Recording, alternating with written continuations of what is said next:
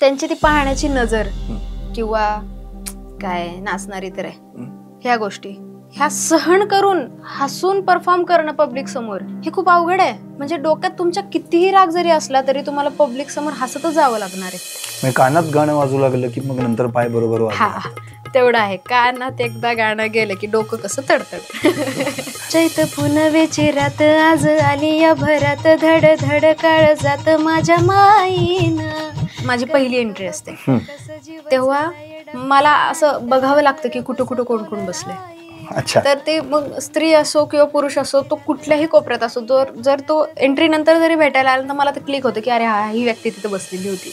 एवढा सगळा परिपूर्ण असलेला आपला महाराष्ट्र कलेद्वारे आपण स्वातंत्र्य लढे केलेत बरोबर ना. पोवाडा थ्रू असतील गायनातून असेल लावण्यांमधून सुद्धा. तर मग आत्ता काय झालंय का अशा दृष्टिकोनाने बघितलं जातं. ज्या स्त्रीला हे माहित होतं की आता आपल्या उजव्या गुडघ्यातच लिगामेंट नाहीये ती स्त्री एक नृत्यांगना बनून त्याच पायावर थिरकते. हा प्रवास सोपा नाहीये. खूप अवघड असतं. म्हणजे पुन्हा पुन्हा उठणं खूप अवघड जातं. दुर्गेच्या डोळ्यात अश्रू शोभत नाहीत. नाही हे अश्रू त्याचे नाहीयेत त्रासाचे नाहीयेत. आपण तिथून इथपर्यंत आलोय आणि खूप सहन करत आलोय. संघर्षाचे. सध्या सर्वत्र शारदीय नवरात्रोत्सवानिमित्त आदिशक्तीचा जागर सुरू आहे. आपल्याला सर्वांनाच हे माहिती आहे की दुर्गा म्हटलं की तिची 9 रूप आणि या 9 दिवसांमध्ये आपण या 9 रूपांचं पूजन करत असतो. मग त्यामध्ये शैलपुत्री, ब्रह्मचारिणी, चंद्रघंटा, कुष्मांडा, स्कंदमणा, कात्यायनी, कालरात्री, महागौरी आणि सिद्धिदात्री. आता या 9 सगळ्या रूपांचं पूजन करतानाच आपण आधुनिक युगातल्या नवदुर्गांचा देखील विचार करायला हवा. कारण की आता कोणतंही क्षेत्र असं नाही जिथं स्त्रीनं आपली शक्ती, सामर्थ्य, साहस, शौर्य दाखवलेलं नाहीये.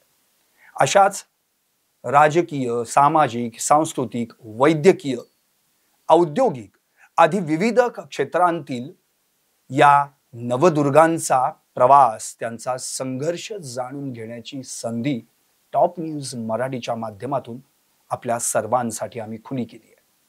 आणि म्हणूनच या कार्यक्रमाचं नावच आहे आदिशक्ती तू जयोस्तुते, आधुनिक युगातल्या नवदुर्गा.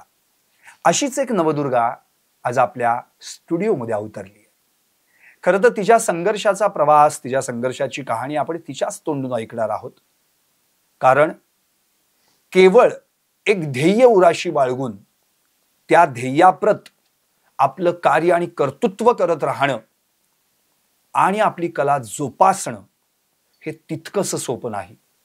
पण ते अवघड काम देखील सहज पण तितक्याच ताकदीनं, सामर्थ्यानं पेलण्याचं कसब ज्यांच्याकडे आहे त्या प्रसिद्ध नृत्यांगना हिंदवी पाटील.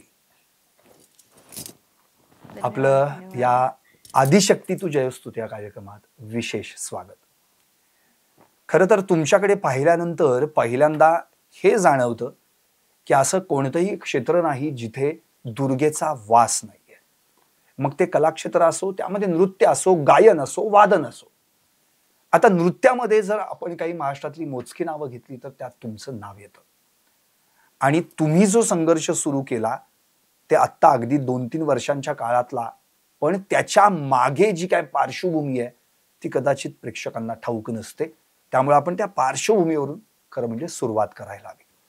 आता तुमच्यासाठी नटराज हे नाव तर दैवतच तुमचं. त्यामुळं त्याच नटराज अकॅडमी सोलापूर इथून जे तुम्ही सुरुवात केली होती म्हणून तिथूनच आपण पण सुरुवात करूयात.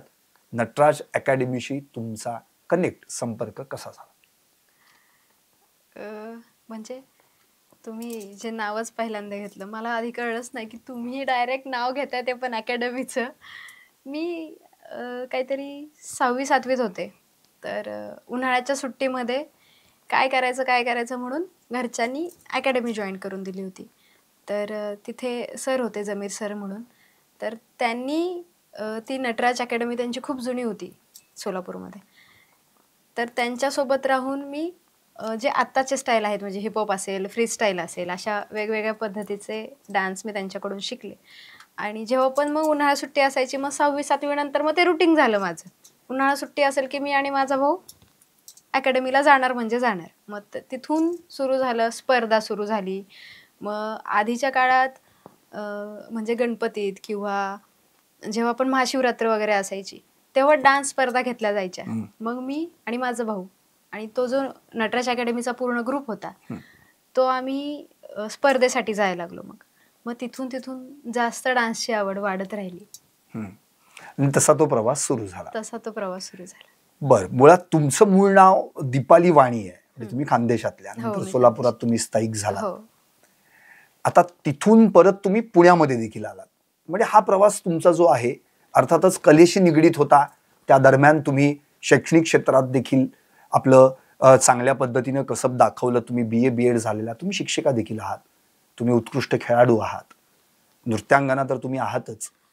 आणि मला आठवते की मध्ये तुम्ही एक उराशी बाळगलेलं स्वप्न होतं की तुम्हाला क्लास 1 ऑफिसर व्हायचंय. तर मला एक हा प्रश्न आजही खुणावतोय की तुम्हाला तो विचारावा असा, की क्लास 1 ऑफिसर बनून खुर्चीत ऑर्डर द्यायची सोडून आज तुम्ही वन्स मोरची चटक तुम्हाला लागली आहे का? हो, मी नक्कीच हो म्हणेन.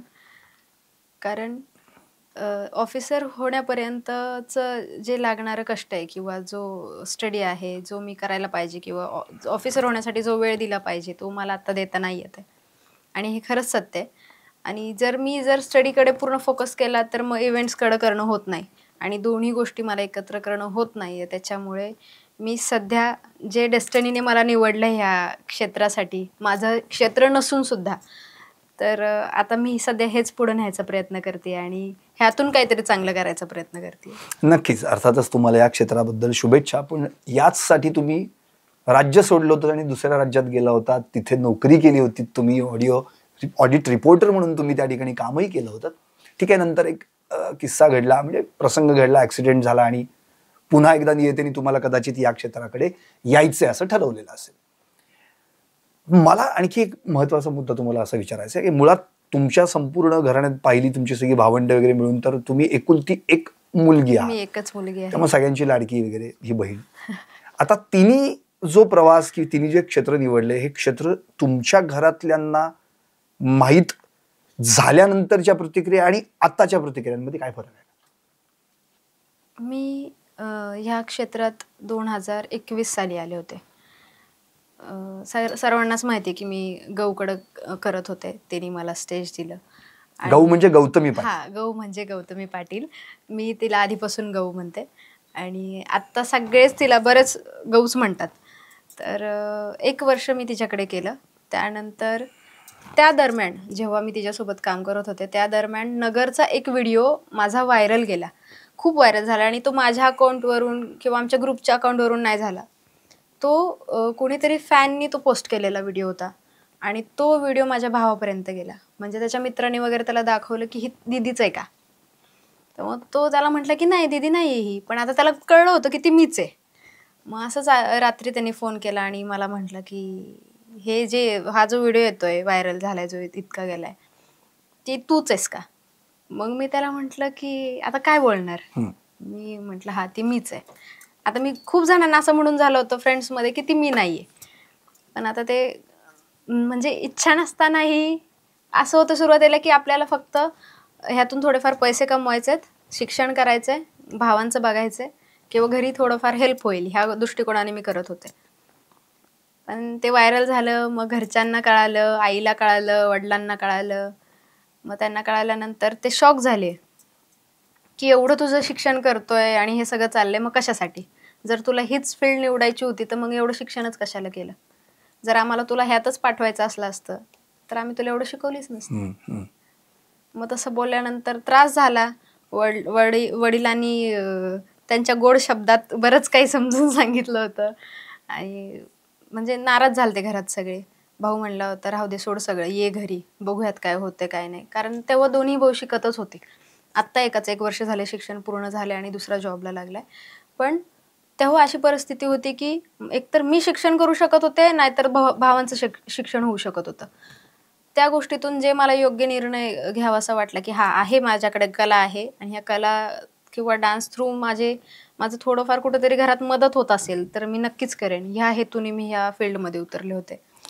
आणि घरच्यांना कळाल्यानंतर घरच्यांचा जो सणिताप होता स्वतः बाबतीत की माझी बहीण, माझी मुलगी किंवा ही का करतीये किंवा हे कशाला, लोक कशा पद्धतीने तिला बघतायत किंवा खूप नावं ठेवतायत.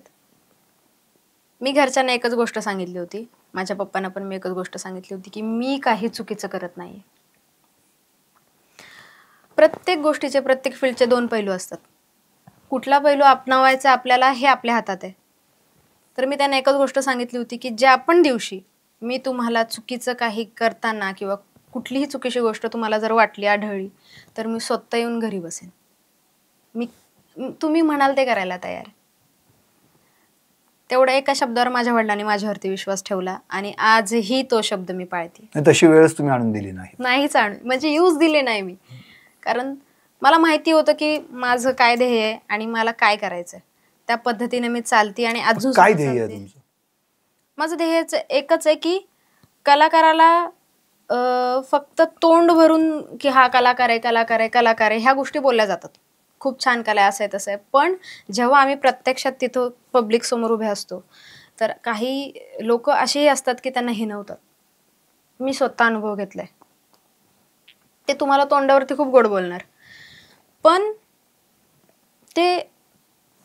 त्यांची ती पाहण्याची नजर किंवा काय नाचणारी तर आहे, ह्या गोष्टी ह्या सहन करून हसून परफॉर्म करणं पब्लिक समोर हे खूप अवघड आहे. म्हणजे डोक्यात तुमच्या कितीही राग जरी असला तरी तुम्हाला पब्लिक समोर हसतच जावं लागणार आहे. कारण 100 लोकांमधून जर तुम्हाला 10 लोक चांगली म्हणतायत तर त्या 10 लोकांसाठी तुम्हाला काम करावं लागणार आहे. हे 90 लोक काय बोलतायत तुम्हाला आणि कुठल्या दृष्टीने तुमच्याकडे पाहतायत हे सोडून द्यावं लागणार आहे. आणि ह्या गोष्टीचं वाईट वाटतं की महाराष्ट्र हा आपला कुठेच नाही इतक्या कलांनी भरपूर आहे. म्हणजे प्रत्येक जातीचा एक एक डान्स फॉर्म आहे, मी तर असं म्हणेन. म्हणजे धनगर झालं, शेतकरी गीतं झाली, तर एवढा सगळा परिपूर्ण असलेला आपला महाराष्ट्र, कलेद्वारे आपण स्वातंत्र्य लढे केलेत, बरोबर ना. पोवाडा थ्रू असतील, गायनातून असेल, लावण्यांमधून सुद्धा.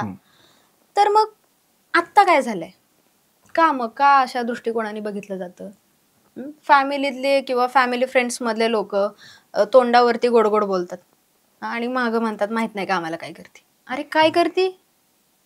अख्ख्या महाराष्ट्राला माहिती, आम्ही कंटिन्यू लाईव्ह असतो. आम्ही कुठं थांबलो तर 100 लोक गोळा होतात. कुठं काय करायचा चान्सच नाहीये हे त्या लोकांना नाही समजत.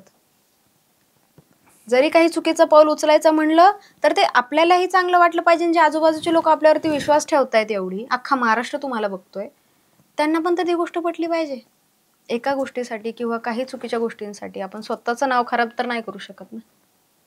पण ह्या सगळ्या गोष्टी सहन करून पुढं जावंच लागतं, मी एवढंच म्हणेन. खरंय. खरं म्हणजे दुर्गेची जी 9 रूपं आहेत तिने 9 दिवस युद्ध केलं आणि शेवटी 10व्या दिवशी, ज्याला आपण विजयादशमी म्हणतो, आणि त्या दिवशी तिनं महिषासुराचा वध केला होता. तुमचे 9 दिवस म्हणजे हे तुमचं संपूर्ण आयुष्य आहे आणि या दिवसांमध्ये क्षणाक्षणाला तुमचं युद्ध आहे. आता इथं फक्त महिषासूर नाहीये, इथं कामासूर आहे, द्वेषासूर आहे आणि यांच्याशी तुम्हाला लढायचं आहे. आणि मला खात्री आहे त्याच्यावर तुम्ही नक्कीच विजय मिळवाल. अर्थात आपण जी नवदुर्गा आहे, हिंदवी पाटील, हिच्याशी आपण मागासपासून गप्पा मारतोय मनमोकळेपणानं. त्या देखील माझं काय ध्येय आहे त्यांनी नुकतंच सांगितलं. खरं तर मी एक छोटासा ब्रेक घेणार आहे या कार्यक्रमामध्ये आणि यानंतर निश्चितच तिचा पुढचा प्रवास आणि त्या प्रवासाबद्दलची माहिती आपण तिच्याकडनं जाणून घेणार आहोत. पाहत रहा आदिशक्ती तू जयोस्तुते, आधुनिक युगातल्या नवदुर्गा. आता जोकासू STP या अत्याधुनिक जॅपनीज तंत्रज्ञानाने सुसज्ज, quick installation, energy efficient, noiseless blowers, low maintenance या आणि अशा वैशिष्ट्यांनी परिपूर्ण जोकासू STP तंत्रज्ञान प्रकल्प उभारणीपासून ते विक्री पश्चात समाधानकारक सेवा देणारी, भारताबरोबरच परदेशात देखील प्रकल्पांची यशस्वी उभारणी करणारी company Deccan Water Treatment Private Limited. Break नंतर आपलं पुन्हा एकदा स्वागत आणि आपण पाहतोय आदिशक्ती तू जयोस्तुते, आधुनिक युगातल्या नवदुर्गा. आणि आज आपल्या स्टुडिओमध्ये अवतरलेली नवदुर्गा म्हणजे प्रसिद्ध नृत्यांगना हिंदवी पाटील. आपण ब्रेकपूर्वी ध्येय काय आहे हे ऐकलं, पण या ध्येयासाठी ध्येय वेड सुद्धा व्हावं लागतं. ते ध्येय वेड हे देखील आपण त्यांच्याकडनं जाणून घेणार आहोत. जेव्हा त्या बंगळुरूला होत्या तेव्हा कॉफी प्यायला फक्त ऑफिसमधून बाहेर पडल्याचं निमित्त झालं, ॲक्सिडेंट झाला. आणि जेव्हा त्या शुद्धीत आला तेव्हा त्या ऑपरेशन थिएटरमध्ये होत्या आणि त्यांच्या अंगठ्यामध्ये अक्षरशः ॲसिड ओतलं जात होतं. तेव्हा ती कळ त्यांच्या मस्तकात गेली आणि कळलं की अरे आपण आता ऑपरेशन थिएटरमध्ये आहोत. अशा वेळी ज्या स्त्रीला हे माहीत होतं की आता आपल्या उजव्या गुडघ्यातच लिगामेंट नाहीये, ती स्त्री एक नृत्यांगना बनून त्याच पायावर थिरकते आणि समोर हजारो लाखो जणांना त्यांच्या पायावर थिरकायला लावते. हा प्रवास सोपा नाहीये. त्यामुळे हे जे ध्येय वेड आहे ते जाणून घेऊया. म्हणजे थँक्यू सो मच खरं तर, कारण तुम्ही माझा तो जो खडतर प्रवास होता तो इतका सांगितला आणि ते सगळं डोळ्यासमोर आलं. आणि खूप अवघड असतं, म्हणजे पुन्हा पुन्हा उठणं खूप अवघड जातं. म्हणजे दुर्गेच्या डोळ्यात अश्रू शोभत नाहीत. नाही नाही नाही, हे अश्रू त्याचे नाही आहेत, त्रासाचे नाही आहेत. आपण तिथून इथपर्यंत आलोय आणि खूप सहन करत आलोय, संघर्षाचे. आणि आज आपण काहीतरी आहोत ह्याचा आनंद त्याच्यामध्ये आहे. खूप साऱ्या गोष्टी सहन कराव्या लागतात, उभं राहावं लागतं, पुन्हा पडावं लागतं, पुन्हा उभं राहावं लागतं. आयुष्यात तुमच्या प्रत्येक व्यक्ती तुम्हाला सपोर्टच करेल असं नाहीये, पण जे व्यक्ती सपोर्ट करतात ते म्हणजे असं बोटावरती मोजण्या इतकेच असतात तुमच्या आयुष्यात. आणि ॲक्सिडेंट झाल्यानंतरचा जो प्रवास आहे, म्हणजे घरात 2-3 महिने बसून राहणं, फॅमिलीची ते सगळी धावपळ आणि रानात न काही पिकणं, बाबा घरीच असणं, दोघं भाऊ शिक्षणात, ते जे हाल सहन केले ते खूप भयानक होते, खूप भयानक होते. आणि मला चांगलं आठवतं की माझ्या पहिल्या दुसऱ्या शोला सुद्धा माझ्या पायाला खड्डाच होता आणि तो भरतच नव्हता लवकर, कारण तो खूप डीप होता. आणि त्यानंतर सुद्धा स्टेजवरती परफॉर्म करणं, मला हालचाल नाही करता यायची पायाची जास्त, कारण ठेका दिला पायाचा की ती ठणक डायरेक्ट डोक्यापर्यंत जायची. कारण गुडघ्यात पण लिगामेंट पूर्ण हे झालेला होता, डॅमेज झालेला होता आणि अंगठा तर तसाही बाधत झालेला होता. पण ह्या गोष्टी शिकवून जातात खूप काही, की तुमच्या आयुष्यात जेव्हा पण त्रास होतो किंवा तुमच्या आयुष्यात कुठलाही प्रसंग घडतो, वाईटातला वाईट असेल, तेव्हा तुम्हाला स्वतःलाच त्यातून बाहेर काढायची हिंमत तुमच्या स्वतःतच असते. कितीही वरून वरून कोणीही काय करू दे किंवा तुमच्या जवळच्या व्यक्तीने तुम्हाला जीव ओतून तुम्हाला मदत करू देत किंवा त्यांनी त्यातून बाहेर काढायचा प्रयत्न करू देत, तो आराम भेटतो तुम्हाला. पण जेही करायचं आहे तुम्हाला स्वतःलाच करायचं आहे, कोणीच नाही करू शकत. अगदी बरोबर बोला. सुरवंटाचं फुलपाखरू व्हायचं असेल तर त्याला कोणाची गरज लागत नाही आणि कोणाची मदतही लागत नाही, ते स्वतःच बनतं. आणखी एक महत्वाचा मुद्दा म्हणजे मला आठवतंय की तुम्ही जेव्हा बरेच तास खरं म्हणजे स्टेजवर रंगमंचावर तुम्हाला ती कला सादर करावी लागते, वेगवेगळ्या गाण्यांच्या फरमाईशी असतात, वन्स मोर असतात आणि त्याच गाण्यावर तुम्हाला नाचावं देखील लागतं. पण नंतर जेव्हा कळतं की अरे आपण ज्या पायावर थिरकलोय आता तो पाय मला आता त्रास द्यायला लागलाय, तेव्हा मात्र मग माझं पण शरीर आणि मला आता त्रास व्हायला लागलाय, त्यावेळी नेमकं काय करता? प्रेक्षकांना नाही म्हणता येत नाही. जेव्हा आम्ही एखाद्या गोष्टीसाठी प्रेक्षकांना नाही म्हणतो तर मग त्यांचा आपल्याकडे बघण्याचा दृष्टिकोन बदलतो की अरे खूप ॲटिट्यूड आहे किंवा हिला आता मात चढलाय, की अरे पण आम्हालाही कुठेतरी त्रास होतोय किंवा आम्ही नाही सांगू शकत पब्लिकला ओरडून ओरडून, आणि जरी सांगितलं तर ते म्हणतात की अरे मग त्रासच होत होता, मग ह्या फील्डमध्ये कशाला आली. पण जर जास्तच खूप त्रास झाला तर मग मी थोडीशी माझी स्पीड कमी करते किंवा मी सर्वांशी बोलायचा प्रयत्न करते. एक 5-10 मिनिटाचा मी ब्रेक घेते किंवा मग काहीतरी कॉमेडी असते किंवा अँकरिंग असते तर तो वेळ थोडासा वाढवला जातो. पण पुढं चालून मला माहिती आहे की मला परत परफॉर्मन्स करायचाच आहे, त्याच्यामुळे थोडासा एक 5-10 मिनिटाचा चहा पाणी घेऊन ब्रेक घेऊन मी पुन्हा स्टेजवरती उभी राहते. म्हणजे कानात गाणं वाजू लागलं की मग नंतर पाय बरोबर वाजू हा लागतात. तेवढं आहे. कानात एकदा गाणं गेलं की डोकं कसं तडतड. नक्कीच. मला एक असं जाणून घ्यायचं आहे की इतके वर्ष आता गेली 3-4 वर्ष तुम्ही लावणी नृत्य किंवा तुम्ही प्रत्येक डान्स फॉर्म करता, आता असं काही राहिलेलं नाहीये. याच्यात बरीचशी गाणी आहेत की जी नाही हे या गाण्यावर हिंदवी पाटील यांनीच नाचलं पाहिजे आणि तोच डान्स आम्हाला आवडतो, अशा अनेक वन्स मोर तुम्हाला येत असतील. तर आता अशा कोणत्या वन्स मोर आहेत ज्या त्या गाण्यांना येतात? वाजले की बारा सगळ्यात जास्त फेमस जे स्टेजवरती माझं गाणं झालं. वाजले की बारा, त्यानंतर 10 नंबरचं सरकार, अटक करा पुण्यात ते झालं, त्यानंतर बायकोने उपवास धरला. मी अशी बरीच जुनी गाणी म्हणजे काठीणी घुंगडं असेल किंवा आता ह्या वर्षी ढगाला लागली कळ हे गाणं मी घेतलं. फिरतीच्या झुल्यात झुलवा हे पण गाणं होतं. प्रीतीच्या झुल्यात झुलवा ते गेल्या वर्षी, आता या वर्षी नवीन ट्रेंड. म्हणजे प्रत्येक वर्षी वेगवेगळ्या गाण्याची फरमाईशी वाढत राहते. आणि जसं मी गेल्या वर्षी तुम्हाला सांगितलं होतं की कोलकात्यामध्ये जे डॉक्टरांवरती त्या लेडी डॉक्टरवरती रेप झाला होता ती थीम बसवली होती मी नवरात्रीत गेल्या वर्षी. ह्या वर्षी नवरात्रीत हुंडाबळी ही थीम आहे. तर मी प्रत्येक वर्षी काही ना काही नवीन आणते नवरात्रीमध्ये की मग ते स्त्रियांसोबत होणारा अत्याचार असेल किंवा स्त्रिया कशा पद्धतीने लढू शकतात हे सांगणं असेल. फक्त कलाच नाही किंवा मनोरंजनच नाही तर त्यातून काहीतरी गुड मेसेज मी पोहोचवायचा प्रयत्न करते कायम. अच्छा, म्हणजे कलेच्या माध्यमातून संदेश पोहोचवा. हो. असे जे आता वन्स मोर जी गाणी तुम्हाला मिळतात त्यातलं असं कुठलं आता ट्रेंडिंगला गाणं आहे जे तुम्ही त्याच्या 2 ओळी आमच्या प्रेक्षकांसाठी सादर करू शकता? सध्या तरी कोणतंच नाही. आताच तर तुम्ही म्हणाल की 1-2-4 गाणी आहेत, त्यामधलं एखादं अगदी 2 ओळी पहिल्या अंतरा म्हटलं तरी चालेल. अच्छा, म्हणायलाच पाहिजे का?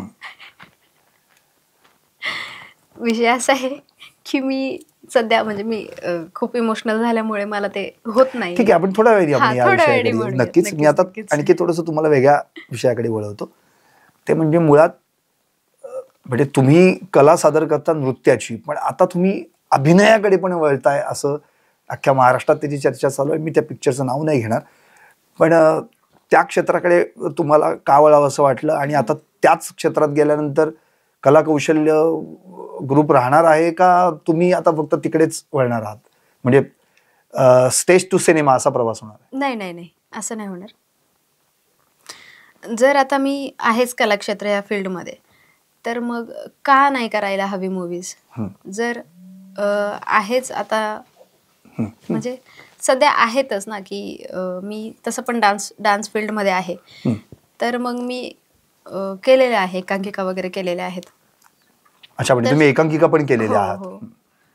कॉलेजेसमध्ये वगैरे असताना एकांकिका वगैरे केलेल्या आहेत. तर मग ज्या क्वालिटीज आहेत तर त्या यूज करण्यात काय हरकत आहे किंवा त्या आणखीन जे आहे आपल्यामध्ये जे आपण गुण आहेत जे पण कौशल्य आहेत ते बाहेर काढण्यात काय हरकत आहे? लोकांनाही कळलं पाहिजे की मी फक्त डान्सर नाहीये. म्हणजे तुमच्यातले वेगवेगळे कला तुम्हाला आता दाखवण्याची संधी या माध्यमातून मिळाली. संधी आहे आणि मी दाखवू शकते. तर आता चित्रपट असेल किंवा कुठलीही म्हणजे हे असेल म्हणजे नाही का सिरियल्स असतील तर त्यामध्ये मी करतेय आणि लवकर सगळ्यांनाही समोर दिसणारच आहे. अच्छा, म्हणजे त्यामध्ये तुमचा स्पेसिफिक रोल आहे का नृत्य आहे कसं? नाही नाही, नृत्य नाहीये. अच्छा, स्पेसिफिक रोल आहे. हा, स्पेसिफिक रोल आहे. बर, मग आता मला असं म्हणायचं की मुळातच नवरात्रीचा आता सगळीकडे जागर सुरू आहे आणि तुमचे शोज पण आता सुरू होतील. हुंडाबळी म्हणून ही थीम तुम्ही आता यावेळी घेऊन जाणार आहात. तर या वेगवेगळ्या थीम्स सादर करताना त्याच्यातला मेसेज लोकांपर्यंत पोहोचवताना तुमच्यासमोर महिला देखील असतात.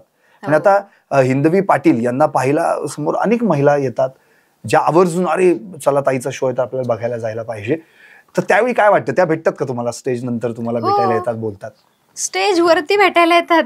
अच्छा, म्हणजे जेव्हा पण माझी पहिली एंट्री असते तेव्हा मला असं बघावं लागतं की कुठं कुठं कोण कोण बसले. अच्छा. तर ते मग स्त्री असो किंवा पुरुष असो, तो कुठल्याही कोपऱ्यात असो, जर तो एंट्री नंतर जरी भेटायला आला तर मला ते क्लिक होतं की अरे हा, ही व्यक्ती तिथे बसलेली होती, अच्छा. ही व्यक्ती तिथून मला हात करत होती. तर खूप छान वाटतं जेव्हा ते असे मन भरून मला बघायला येतात आणि त्यांच्या डोळ्यातली ती एक वेगळीच चमक असते. ते असे एवढे आश्चर्यचकित होऊन बघत असतात की आम्ही तुम्हाला समोर बघतोय. त्यांच्या डोळ्यातली ती चमक ना काहीतरी एक वेगळी ताकद देऊन जाते आणि एक वेगळं समाधान देऊन जाते की कोण आहेत हे, आपण ह्यांना ओळखतो का नाही ओळखत, ते मला ओळखतात का नाही ओळखत. फक्त व्हिडिओज वरती पाहिल्यानंतर व्यक्ती समोर पाहणं त्यांना एवढा आनंद देऊन जातोय आपला, म्हणजे आपण त्यांना भेटणं त्यांना किती मोठा आनंद आहे. बरोबर. ते सुख जेव्हा पाहते ना मी तेव्हा खूप छान वाटतं मला. म्हणजे मी तेव्हा सुद्धा विचार करत असते स्टेजवरती की अरे हे किती जीव लावतायत मला. आणि महिला मंडळ मी सांगू शकत नाही, मी तरी एकदा त्यांच्यात अडकले होते, मला आठवतं चांगलं. संभाजीनगरच्या साईडला शो होता, सॉरी छत्रपती संभाजीनगरच्या त्या साईडला शो होता. तर मी महिलांमध्ये अडकली होते. मला आमच्या बॉडीगार्डनी ओढून बाहेर काढली. तर माझ्या पूर्ण बांगड्या मला अशा रुतल्या होत्या, माझ्या पाठीला त्यांचे म्हणजे त्यांनी ते धरलेलं काळे वन त्यांच्या बोटाची उमटली होती. ते त्यांचं प्रेम आहे. त्यांना तेव्हा नाही समजणार की अरे त्रास होतोय किंवा काय होतंय, नाही समजणार. त्यांना त्या गोष्टीची खुशी असते की मी त्यांच्यामध्ये किंवा मी त्यांच्या समोर. आणि ते तुम्हाला पाहायला आलेले असतात, तुम्हाला बघायला आलेले असतात. हो, पण बऱ्याच वेळा असं होतं की खूप जास्त गर्दी असेल तर मला कोणाला भेटताही नाही येत. अच्छा. पण मी होईल तेवढा संवाद करायचा प्रयत्न करते. आणि शो संपल्यानंतर बऱ्याच जणांची तक्रार असते की मॅडम फोटो नाही भेटला. कसं काय देणार फोटो, सगळ्या मुली आतमध्ये चेंज करत असतात आणि मी दरवाजा उघडून बाहेर नाही येऊ शकत. आणि बाहेर सगळा अंधार असतो व्हॅनिटीच्या, बाहेर पण फोटो देणं पॉसिबल नाही होत. पण ह्या गोष्टीमुळे फोटोमुळे नाराज होत जाऊ नका, आपण कधी ना कधी परत भेटूच, हे मला माहिती आहे. बरं, एकंदरीत जो तुमचा कला कौशल्य ग्रुप जो आहे आता, त्यात काय आणखी भर पडली आहे का? आणखी नवनवीन कलाकार तुमच्या सोबत येत आहेत का? हो, आधी फक्त 15 कलाकार होते, आता टोटल 22 आहेत. आम्ही 22 लोकांची टीम आहे आमची. तर होईल तेवढं नवीन नवीन कलाकार त्यामध्ये मी इन्क्लूड करायचा प्रयत्न करते आणि होईल तेवढं सगळ्याला काम भेटावं अशी माझी इच्छा आहे. जर माझा ग्रुप आणखीन वाढला, त्या पद्धतीनं जर खरंच मानधन भेटायला लागलं प्रत्येक कलाकाराला, तर मी माझा ग्रुप आणखीन वाढवत राहीन आणि त्यातून काहीतरी वेगळं करता येईल का याचा मी प्रयत्न करेन. तुम्ही म्हणजे मागच्या वर्षी अशी कन्सेप्ट पण सांगितली होती की गाव तिथला कलाकार, हो, म्हणजे ज्या आपण गावात जाऊ तिथल्या किमान 1-2 कलाकारांना तरी आणि त्याला आपण मानधन द्यायचं. तर असं काही तो म्हणजे कुठपर्यंत गेलाय तो कन्सेप्ट, कुठपर्यंत? गेल्या वर्षी यात्रेपर्यंत चालला तो कन्सेप्ट, पण ह्या वर्षी बरेच शो कमी झालेत. म्हणजे दहीहंडीचे शो छान झाले, गणपतीत पण शो खूप कमी झाले आणि कोल्हापुरात तर परमिशनच देत नाहीत. माहित नाही का कशामुळे, ते कारण आतापर्यंत नाही कळालं. म्हणजे मी विचारलं तरी मला तुम्हालाच का कुणालाच देत? बऱ्याच पुण्यातल्या कलाकारांना कोल्हापुरात काम नाही दिलं. बर, आता नेमकं अडचणच नाही माहिती की का, कारण कोल्हापूरचे ऑर्केस्ट्रा वगैरे येऊन पुण्यात काम करतात किंवा पुण्याच्या आजूबाजूलाही त्यांचे शोज असतात. मग आम्हीच का नाही जाऊ शकत? मी विचारलं सुद्धा, पण त्यांनी म्हणले की नाही मॅडम आम्ही नाही देऊ शकत. त्यांनी मला स्पष्ट असं उत्तर नाही दिलं. पण ह्या गोष्टीमुळे कलाकारांना कामच खूप कमी भेटतंय. अच्छा, असं होतंय. बर, गौतमी पाटील म्हणजे तुम्ही गौ म्हणता आणि मगाशी त्यांचं नाव तुम्ही घेतलं, त्यांच्यासोबत एकेकाळी तुम्ही सहकारी म्हणून काम देखील केलेलं आहे, नंतर त्या मार्गदर्शिका देखील तुमच्या राहिलेल्या आहेत. आता त्यांची कधी गाठभेट पडते तुमची, कधी काही का शोजमुळे आता एकमेकांना भेटता येत नाही असं?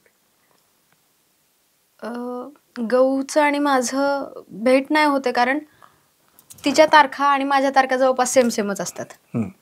मग कधीतरी बोलणं झालं तर होतं, नाहीतर आमच्या दोघींचाही शेड्यूल जवळपास सेमच असतो.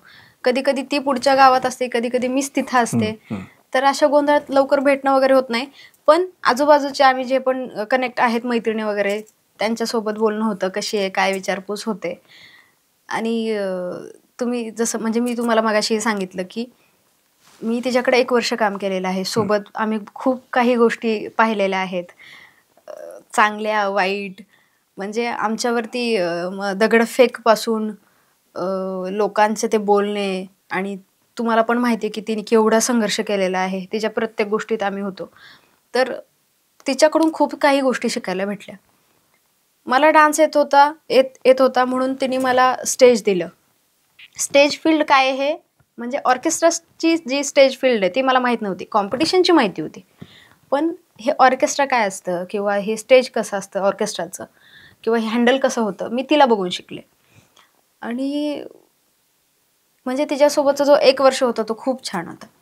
अच्छा. एक वेगळा प्रश्न घेतो. आता मध्ये जे कला केंद्र आणि त्या संदर्भातल्या काही घटना देखील आपण ऐकल्या, सगळीकडे वृत्तपत्रांत छापून देखील आल्या. तर कला केंद्र आणि तुम्ही जे सार्वजनिक ठिकाणी डान्स करता म्हणजे ऑर्केस्ट्रा वगैरे, तर याच्यात काय फरक वाटतो तुम्हाला? आणि सध्याच्या तिथे घटना घडत आहेत त्यामुळे तिथल्या सगळे जे कलाकार आहेत तेही कलाकार आहेत, ते आपल्या पोटापाण्यासाठी त्या ठिकाणी काम करतात, तर त्यांना आता एक भीतीच्या सावटाखाली खरं म्हणजे काम करावं लागतं. तर काय फरक वाटतो? त्या स्वतंत्र वाटतात का, म्हणजे मुक्त वाटत नाहीत, असं काय जाणवतं तुम्हाला याच्याबद्दल? मी जेव्हा मूवीच्या शूटसाठी सोलापूरच्या कला केंद्रात आम्ही होतो 2 दिवस, तेव्हा मी आजूबाजूचा असा आढावा घेत होते. मी त्या मुलींसोबत किंवा त्या तिथं आजी पण होत्या 2-3, त्यांच्यासोबत जवळ जाऊन बसायचे, त्यांना विचारायचे. मला म्हणजे माहिती काढायची होती माझी की हे कशा पद्धतीने चालतं सगळं. तर मला 2 गोष्टी कळाल्या की कला केंद्रामध्ये हे सगळं बंदिस्त असतं. म्हणजे तोच ग्रुप, म्हणजे जर ग्रुप असेल तर तो तिथेच राहणार, तिथेच सगळं काही त्यांचं असतं. ते तिथंच कार्यक्रम करणार आणि तिथून ते बाहेर नाही जात. बाहेरचे व्यक्ती तिथे जाऊन परफॉर्मन्स वगैरे त्यांचे पाहून रिटर्न येऊ शकतात. तसं ह्या फील्डचं नाही आहे, आमच्या फील्डचं नाही आहे. आम्ही स्टेज शो करतो तेव्हा लाखोनी संख्या असते समोर.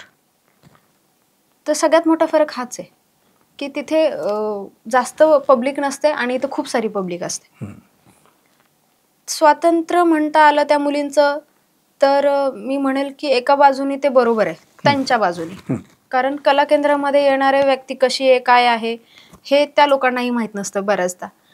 ओळखीचे असेल तर ते गोष्ट वेगळी आहे, पण त्यांच्या सिक्युरिटीसाठी त्यांचा जो पण बॉस असतो, जी पण बॉस असते, ती त्यांना बाहेर नाही जाऊ देत मोस्टली. का तर तिच्या जीवाला काही धोका नको किंवा ती जर कुठे गेली, कुणी घेऊन गेलं तर ह्या गोष्टींचं टेन्शन त्यांना असतं.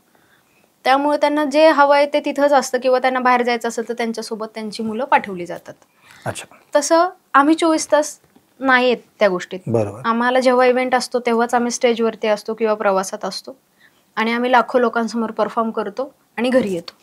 तसं त्यांचं नाही. बरोबर. ते कंटिन्यू तिथेच असतात आणि जेव्हा सुट्टी असेल तेव्हा ते घरी जातात. बरोबर बरोबर.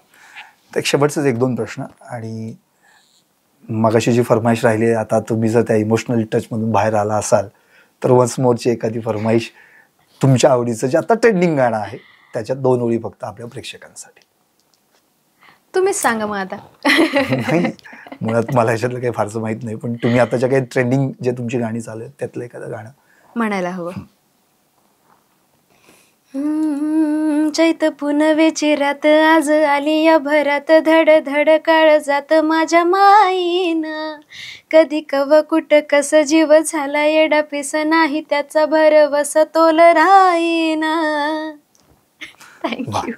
मी काय वन्स मोर म्हणणार नाही, प्लीज नका म्हणू. आणि आता अगदीच एक शेवटचाच प्रश्न, या सगळ्या तुमच्या जीवन प्रवासामध्ये संघर्ष आला, तुम्ही अगदी अलीकडची गोष्ट मला आठवते की तो चहाचा स्टॉल आणि ती कारवाई झाली, त्यावेळी तुम्ही रडलात देखील, ते देखील महाराष्ट्रानं पाहिलं, तुम्हाला अनेक मदत करणारे हात देखील पुढे आले. अर्थात तो प्रश्न वेगळा आहे, पण मला असं म्हणायचं की या संपूर्ण जीवन प्रवासात कुठेतरी मगाशी एक तुम्ही असं वाक्य बोलून गेलात की काही माणसं असतात जे आपल्या सोबत असतात किंवा ते आपल्यासोबत असायला हवीत. भविष्यात असा कोणी जोडीदार, असा कोणी साथीदार जो आपल्यासोबत असायला हवा किंवा सध्या आहे किंवा भविष्यात असणार आहे, याबद्दल काही सांगता येईल?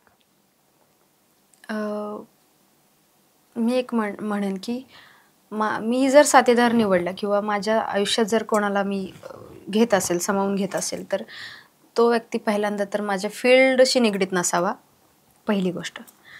कारण रिस्पेक्ट जे आहे ते त्यांनी माझ्यासोबत माझ्या कलेचीही करायला हवी. त्याला भले त्यांनी हिंदवी पाटील ह्या नावाशी नाही, जी मी आहे आतून त्या गोष्टीशी प्रेम करावं किंवा त्या गोष्टी त्याने जाणून घ्यावं की मला लाखोच्या गोष्टी नको, मला एक फुल पाहिजे किंवा एक चॉकलेट पाहिजे, मला भाजी भाकरी पाहिजे, कुठंतरी अशा शांत रानात जाऊन जेवायला पाहिजे, ह्या गोष्टी त्यांनी समजून घ्याव्यात. आणि त्याने असं अभिमानाने राहिलं पाहिजे, त्याच्या मनात कुठली अशी एक शंका नाही आली पाहिजे. तशात त्याच्या पण अपेक्षा माझ्याकडून असतील, पण मी इतक्यात तरी लग्नाचा विचार नाही करत. तसा कोणी आहे का, शोध सुरू आहे?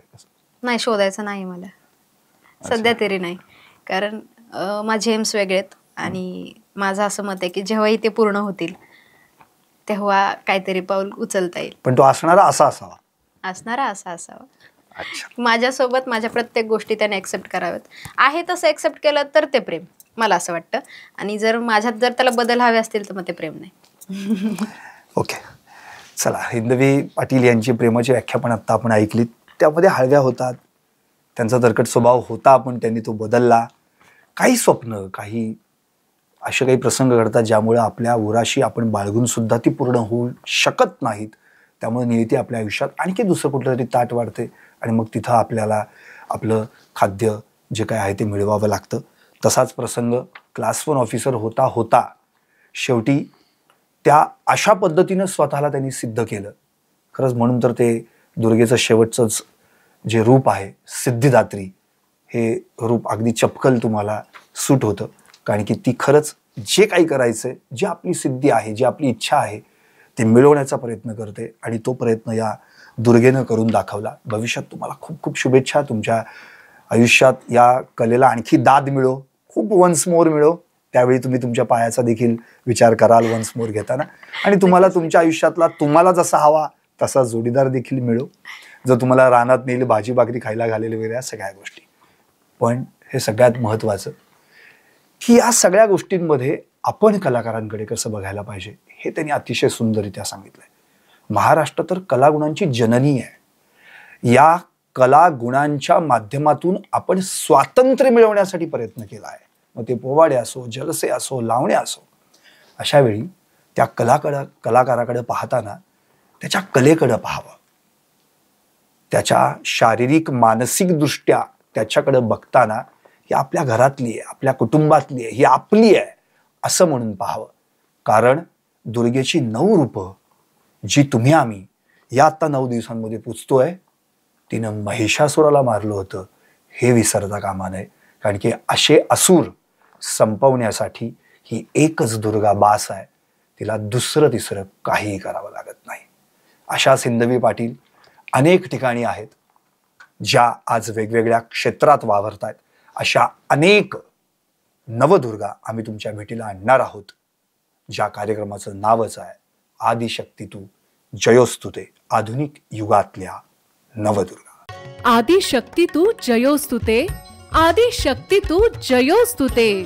सामाजिक, सांस्कृतिक, वैद्यकीय, राजकीय, शैक्षणिक, औद्योगिक आदी विविध क्षेत्रातील महिला आज आघाडीवर आहेत. शारदीय नवरात्रोत्सवानिमित्त टॉप न्यूज मराठीवर पहा आधुनिक युगातल्या नवदुर्गांच्या मुलाखतींचा विशेष कार्यक्रम आदिशक्ती तू जयोस्तुते.